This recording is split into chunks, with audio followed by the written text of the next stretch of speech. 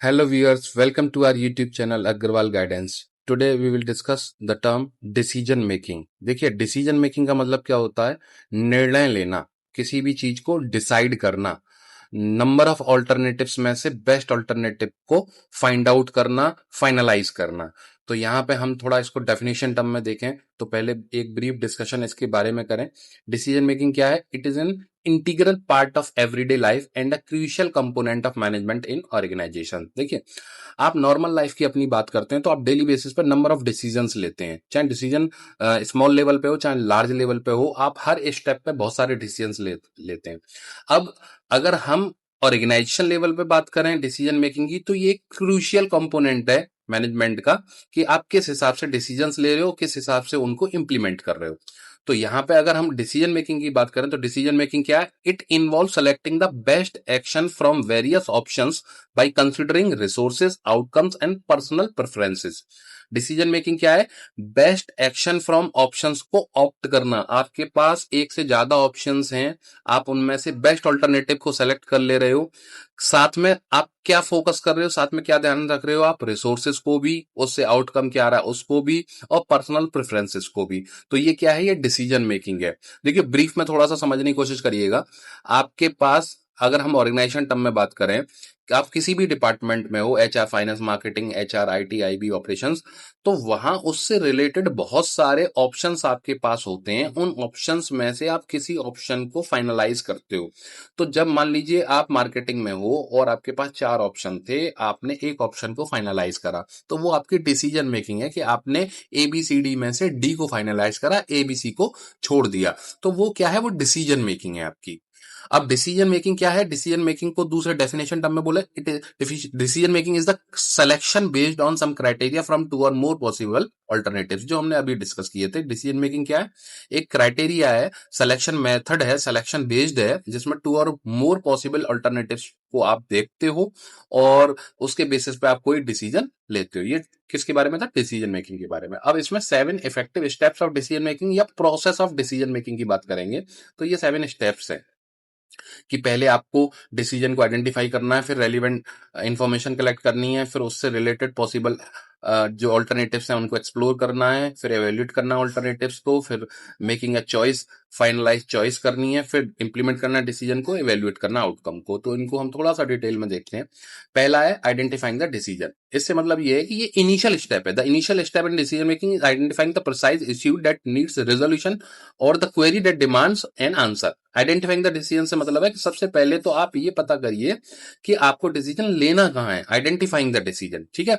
तो सबसे पहले आपको ये डिसाइड करना है कि आपको डिसीजन किन किन चीजों से रिलेटेड लेना है, और फिर आपको जिनसे रिलेटेड डिसीजन लेना है उनसे रिलेटेड आप रेलिवेंट इंफॉर्मेशन को कलेक्ट करोगे. Once the decision has been identified, the next phase involving collecting relevant information to that decision. उससे रिलेटेड आप क्या करोगे?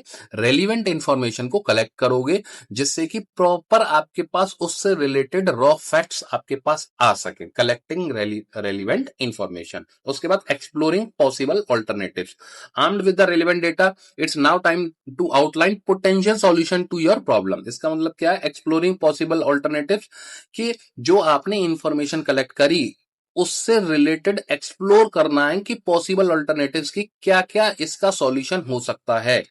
पहले आइडेंटिफाइंग द डिसीजन, आपने एक्चुअल में प्रॉब्लम को आइडेंटिफाई किया, एक्चुअल में डिसीजन को आइडेंटिफाई किया कि किस चीज से रिलेटेड डिसीजंस लेने हैं आपको. उससे रिलेटेड इंफॉर्मेशन कलेक्ट करी आपने, फिर उससे रिलेटेड पॉसिबल ऑल्टरनेटिव्स देखे कि क्या क्या इसके सॉल्यूशन हो सकते हैं प्रॉब्लम से रिलेटेड.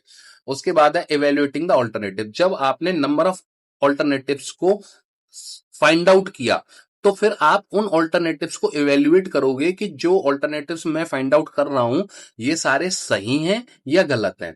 इसमें लिखा हुआ है having pin pointed several potential solution, the next step involving assessing the merits and demerits of these alternatives. आपको उन ऑल्टरनेटिव्स को क्या करना है? इवेल्युएट करना है. उसके बाद मेकिंग अ चॉइस. इवेल्युएशन के बेस पे जो आपका जजमेंट कह रहा है उससे रिलेटेड आपको चॉइस डिसाइड करनी है. This stage where the actual decision is made, जहां पे एक्चुअल डिसीजन लिया जाता है. Ideally by this point you have clearly identified the decision to be made, gathered all necessary information and considered various possible direction. तो यहां आपको finally decision लेना है पुराने सारे डेटा के बिहाफ पे एवेल्युएट करते हुए डिसीजन आपने मेकिंग अ चॉइस में डिसीजन ले लिया। उसके बाद इंप्लीमेंटिंग द डिसीजन और मेकिंग द डिसीजन, उसके बाद उसको आपने डिसीजन ले लिया था, अपने माइंड में ले लिया, आपने क्लियर कर लिया कि आपको डिसीजन क्या लेना है, लेकिन इंप्लीमेंटिंग द डिसीजन आपने इसमें लिखा हुआ with the decision made it's time to act, आपने डिसीजन लेने के बाद उसको एक्ट की तरफ परफॉर्म करा। आगे लिखा हुआ formulate a plan to bring your decision to future, create a detailed project based plan based on your decision, assigning specific tasks to member your team to execute the plan effectively। तो आपने क्या करा, उसको making a choice के बाद उसको proper तरीके से इंप्लीमेंट कर दिया, जिससे उसके एक्शंस रिएक्शंस निकल के आएंगे तो उसको आप प्रॉपरली देख सको। उसके बाद जब आपने इंप्लीमेंट कर दिया था तो उस आउटकम से, उस डिसीजन से रिलेटेड कोई ना कोई आउटकम आ सकता है। आउटकम पॉजिटिव भी हो सकता है, नेगेटिव भी हो सकता है, किसी भी टाइप का हो सकता है। तो आपने जब डिसीजन ले लिया तो उसके बाद किस टाइप के उसके रिएक्शंस आ रहे हैं उसको आप देखोगे और उसके बिहाफ पे अपना फाइनलाइज करोगे कि फ्यूचर में आपके लिए अगर इस टाइप की प्रॉब्लम आती है तो उसको आपको कैसे सॉल्व आउट करना है। तो ये डिफरेंट स्टेप्स है या इसको प्रोसेस भी बोल सकते हो आप। उसके बाद टाइप्स ऑफ डिसीजन मेकिंग की बात करते हैं हम। टाइप्स में ना ये लिखे हुए program, non program decision, routine and strategic decision, major and minor decision, organizational personal decision, tactical and operational decision और इंडिविजुअल एंड ग्रुप डिसीजंस। तो ये बहुत इंपॉर्टेंट टाइप्स ऑफ डिसीजंस हैं, इनको वन बाय वन बात करते हैं। तो देखिए पहला है प्रोग्राम डिसीजन। प्रोग्राम डिसीजन क्या होते हैं? These are regular and follow a set pattern. जैसे मान लीजिए आपकी इन्वेंट्री को रीस्टॉक करना है या वीकली टास्क को आपको शेड्यूल प्रिपेयर करना है, तो ट्रैवल रिम्बर्समेंट को अप्रूव करना है, तो ये प्रोग्राम डिसीजंस हैं कि सेट पैटर्न है कि ये डिसीजंस तो आपको लेने ही लेने हैं। दूसरा नॉन प्रोग्राम डिसीजन आ जाते हैं, जैसे कॉम्पिटिटर की स्ट्रेटजी को एक्वायर करने के लिए आपको कुछ नई चीज प्लान करनी है, तो ये नॉन प्रोग्राम्ड है, ये रेगुलर बेसिस पे नहीं हो रहे हैं, ये अनएक्सपेक्टेड है। These are new and often unexpected. Deciding whether to enter new market, आप 4 मार्केट्स में पहले से थे, आप 5वीं मार्केट का प्लान कर रहे हो, तो ये नॉन प्रोग्राम डिसीजन है। ठीक है, बिजनेस लोकेशन को थोड़ा सा आपको हो सकता है रीचेंज करना हो, तो वो नॉन प्रोग्राम डिसीजन है। उसके बाद हम बात करते हैं routine and non routine decisions की। तो रूटीन डिसीजंस क्या होते हैं? जैसे डेली बेसिस पे आपको अटेंडेंस चेक करनी है, प्रोसेस बिल पेमेंट डेली करते हो उनको आपको करना है, कस्टमर ऑर्डर्स को रिव्यू करना है, तो ये रूटीन डिसीजंस हो सकते हैं आपके। उसके बाद नॉन रूटीन डिसीजंस की बात करें तो अगर मान लीजिए कोई आपके एम्प्लॉइज ने स्ट्राइक कर दी, तो वो रूटीन का डिसीजन नहीं है, नॉन रूटीन डिसीजंस है। ठीक है, सप्लाई चेन में अचानक से ब्रेक डाउन हो गया तो वो नॉन रूटीन डिसीजंस है। लीगल कोई डिस्प्यूट आ गया किसी भी तरफ से तो वो आपको हैंडल करना, तो वो नॉन रूटीन डिसीजंस है। ठीक है, उसके बाद strategic, tactical and operation decisions की बात करते हैं। तो स्ट्रेटेजिक डिसीजंस क्या होते हैं? ये बहुत हायर पोजीशन लेवल के डिसीजंस होते हैं, टॉप लेवल मैनेजमेंट के डिसीजंस होते हैं। जैसे मान लीजिए आपको कोई नया ब्रांड लॉन्च करना है, आप एक कंट्री में थे, आपको दूसरे कंट्री में भी अपना बिजनेस स्टार्ट करना है, आपको अपनी कंपनी की पॉलिसीज में कोई चेंज करना है, तो ये स्ट्रेटेजिक डिसीजंस है। उसके बाद टैक्टिकल डिसीजंस की बात करें, जो बहुत शॉर्ट रन के लिए बोल सकते हो आप, शॉर्ट टर्म के लिए आपको कुछ चीजें मैनेज करनी है, तो वो टैक्टिकल डिसीजंस होते हैं। जैसे मान लीजिए आपको वेंडर किसी प्रोजेक्ट को लेके देखना है, ऑब्जर्व करना है, हायर नई ब्रांच के लिए स्टाफ हायर करना है, तो वो कुछ टैक्टिकल डिसीजंस हैं।